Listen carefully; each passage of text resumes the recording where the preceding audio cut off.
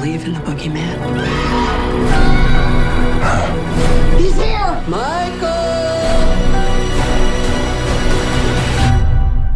You should.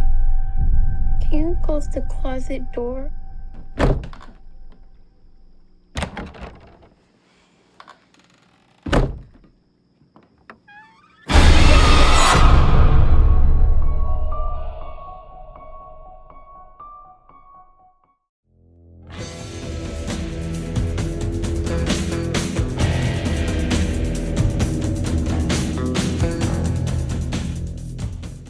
Hello once again, watchers of good movies. My name is Nick Pell and this is my review of Halloween. Horror movies as of late have been very surprisingly good. Starting with like Happy Death Day last year, and then Hereditary, and A Quiet Place this year. So I had really high hopes for this film when I initially saw it because it's gotten fantastic reviews on Rotten Tomatoes, and it just looked really enticing from the trailers that I saw. Halloween is a direct sequel to the 1978 film of the same name. It basically takes place 40 years after that initial film and stars Jamie Lee Curtis as Laurie Strode once again. She is a grandmother at this point. Her daughter is grown up, married, has her own kid named Allison, and her child is played by Judy Greer. Her grandchild is played by Andy Matichak.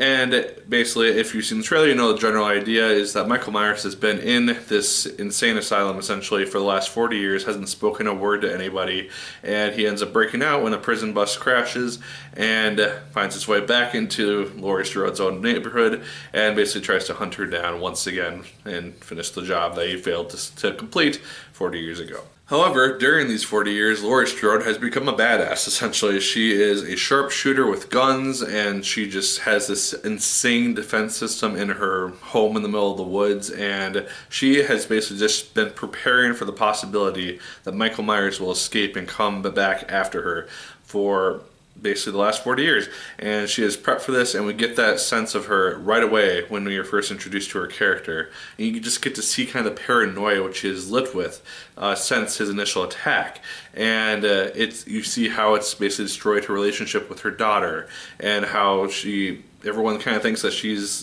basically lost it, she's gone crazy, when in reality, she's the most capable person to deal with the situation as it unfolds. So as you would probably expect, Jamie Lee Curtis does a fantastic job in this role. I really enjoyed seeing her and her performance. She has, like I said, this really paranoid personality to her at first, and if this was any other film, you would think, oh hey, she's just kind of lost it, and she's just basically been paranoid for the last 40 years. But you see that it's necessary because that's how she's able to take on Michael Myers. Another thing which the film does really well is its atmosphere, because once we have Michael Myers in the picture, he's escaped, all that jazz, it just really invokes this atmosphere to him where you're not really sure where he's going to pop up, when he's going to just basically try to kill somebody or appear beyond the shadows. And one thing which I really enjoyed, which is kind of a callback to the original film, is that we have kind of similar shots where we have someone looking out their classroom window, and in the first one, or the original one, I believe it was Michael Myers outside, and then they kind of disappeared throughout the film and reappeared here and there, and they do that type of callback with it, and you get to just see kind of Michael Myers behind the scenes, just like out of focus, like behind main shots towards the early parts of the film. And you kind of have to look for it unless you're like knowing that it's there. But when I caught it, it was just a really cool thing to see happen when it's just not the focus of the shot, but you see him doing things in the background like killing people, or you just see a hand just coming up and down. You can kind of pretty much tell what's going to happen, or based on sound effects, like a wrench dropping and you just hear a clang and you're not sure why it's happened. So it's just those types of small details which really made me like that aspect of the movie. In regards to the deaths, because you would expect this is a Halloween film, so they're going to have a fair amount of deaths. They're there. A lot of them are off screen though, in regards to the fact that, yes, there are some shots where you see some people approaching the area that Michael Myers is in.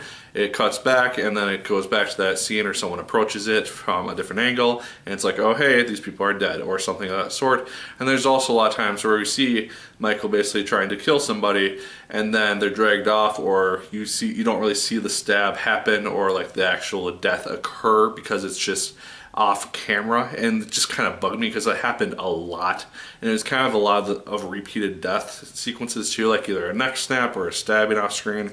And yes, there were a couple which where you actually get to see like the knife go through somebody, and that those aspects are really brutal and really neat to see play out. But at the same time, I wish we could have seen more of that, because that's kind of what I was scared to see, and just it was just kind of disappointing seeing a lot of these deaths occur off screen. There is a really cool twist within the story about 2/3 of the way through, as it's starting to move towards its final act, which I didn't really see coming, and kind of could have provided a really cool new aspect to this film.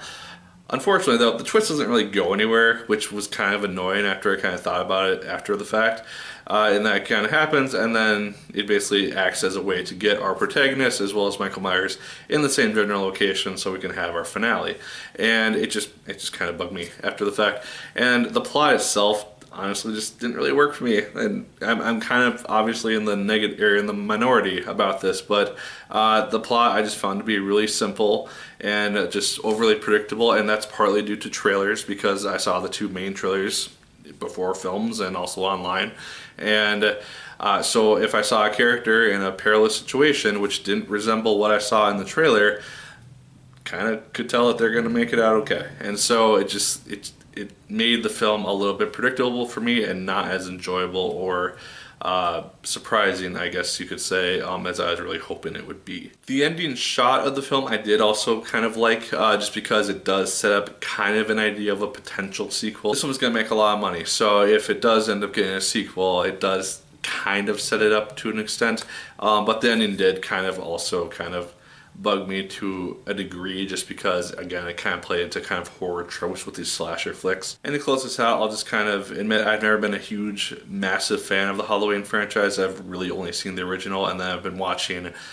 James A. Janice's recounts of them based on his Kill Count Dead Meat channel, and so I've gotten kind of the general aspect, and even those later sequels had more gory deaths and more interesting deaths, and they actually did some, well, kind of silly, some interesting things with the character itself, and this just seemed very, very simple as a film to me, unfortunately, and I was just kind of expecting a little bit more for whatever reason.